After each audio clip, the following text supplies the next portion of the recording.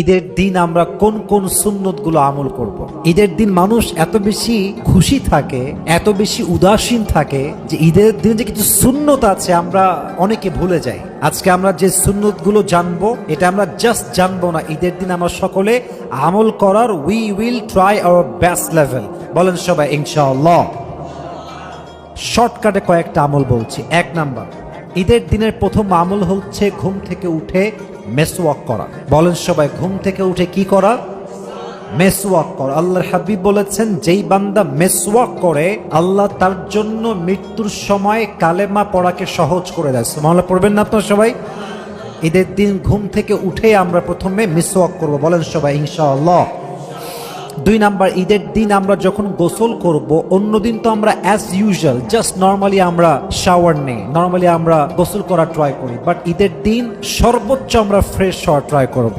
Shampoo দিবেন, সাবান দিবেন, একটু ভালো করে নিজেকে ক্লিন করার ট্রাই করবেন। ঈদের দিন সবচেয়ে উত্তম পদ্ধতিতে গোসল করা, এটা রসুলের সুন্নাতের কাতারে শামিল হয়ে যাবে। সুবহানাল্লাহ পড়বেন না আপনারা? আমরা সকলে ঈদের দিন গোসল করব সুন্দরভাবে। 3 নাম্বার, ঈদের দিন সকলে আমরা পারফিউম ইউজ করব। সুগন্ধি হতে পারে খুব দামি অথবা হতে পারে খুব কম দামি, যা আছে আপনি পারফিউম ইউজ করবেন। নবীজির কাছে 4টা জিনিস সবচেয়ে প্রিয় ছিল এবং নবীকে একটা হাদিয়া মানুষ দিলে নবীজি কখনো ফিরাই দিতেন না, তার নাম হচ্ছে সুগন্ধি। সুবহানাল্লাহ পড়বেন না আপনারা? ঈদের দিন আমরা পারফিউম ইউজ করব, আতর ইউজ করব। রাজি আছেন তো ইনশাআল্লাহ? 4 নাম্বার, ঈদের দিন ঈদগাহে যাওয়ার পূর্বে মিষ্টি মুখ আমরা করব। মিষ্টিটা সবচেয়ে উত্তম হয় খেজুর খাওয়া। বলেন সবাই, কি খাওয়া? মিষ্টি মুখ করে আমরা ঈদগাহের দিকে যাব। রাজি আছেন তো ইনশাআল্লাহ? 5 নাম্বার, এটা আমরা অনেকেই ভুল করি, যেটা আমারও মাঝে মাঝে মিস্টেক হয়ে যায়। It's just because of distance. মনে করেন যে ঈদগাহ আপনাদের এখান থেকে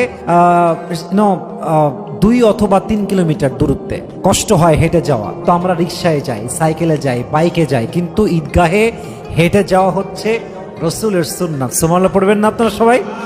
অতএব আপনারা চেষ্টা করবেন ঈদের দিন, আমাকে যারা শুনছেন সবাইকে বলছি, ঈদের দিন আমরা ট্রাই করব ঈদগাহে হেঁটে হেঁটে যাওয়ার জন্য। রাজি আছেন তো ইনশাআল্লাহ?